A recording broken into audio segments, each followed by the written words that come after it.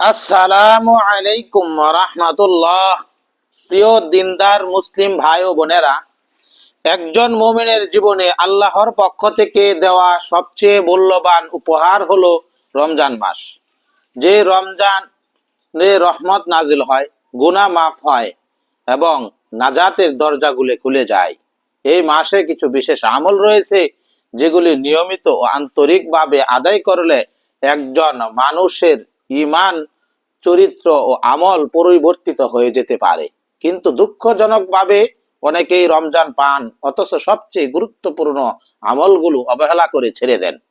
এই হৃদয় স্পর্শী আলোচনা কোরআন ও হাদিসের আলোকে রমজান মাসের বিশেষ 11টি আমল ও প্রতিটি আমলের ফজিলত অত্যন্ত সহজভাবে আলোচনা করা হলো। ভিডিওটি মনোযোগ দিয়ে শেষ পর্যন্ত শুনুন ইনশাআল্লাহ। রমজানের বিশেষ 11টি আমল। 1, সহিভাবে রোজা পালন করা। কেবল পানাহার থেকে বিরত থাকাই রোজা নয়, বরং চোখ, কান ও জবানকে পাপ কাজ থেকে বাঁচিয়ে রাখা। নবীজি সাল্লাল্লাহু আলাইহি ওয়াসাল্লাম বলেছেন, যে ব্যক্তি ঈমান ও সওয়াবের আশায় রমজানের রোজা পালন করে তার পূর্ববর্তী সব গুনাহ ক্ষমা করে দেওয়া হয়। সহিহ বুখারী।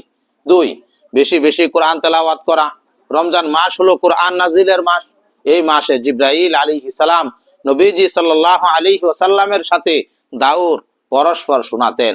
তাই প্রতিদিন কোরআন তেলাওয়াতের চেষ্টা করা উত্তম। 3, সময় মতো জামাতে নামাজ ও তারাবি পড়া।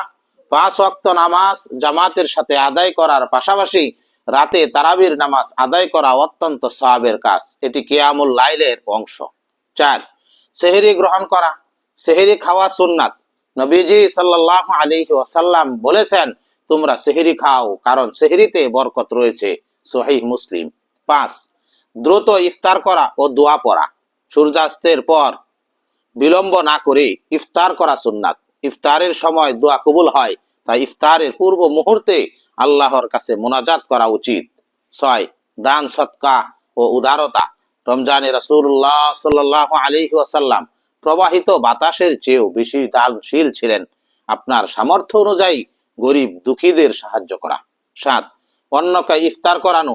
কাউকে ইফতার করালেই ওই রোজাদারের সমান সওয়াব পাওয়া যায়, অথচ সেই রোজাদারের সওয়াব থেকে কিছুই কমানো হয় না। 8, লাইলাতুল কদর তালাশ করা।